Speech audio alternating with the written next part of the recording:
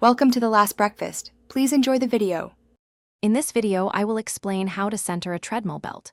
A properly centered belt is crucial for both safety and the longevity of your machine, preventing wear and tear. First, visually inspect your treadmill belt to see which side it is drifting towards. You will need an Allen wrench, usually 5 or 6 millimeters, to make the necessary adjustments at the rear of the treadmill.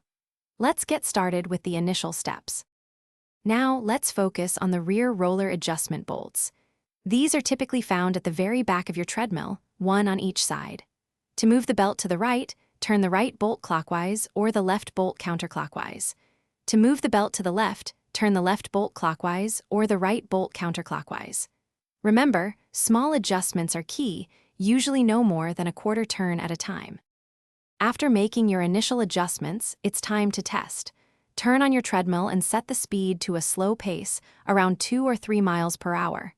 Let it run for about 1 minute, carefully observing the belt's tracking. If it's still drifting, turn the appropriate bolt another quarter turn. Patience is important here. It might take a few small adjustments to get it perfectly centered.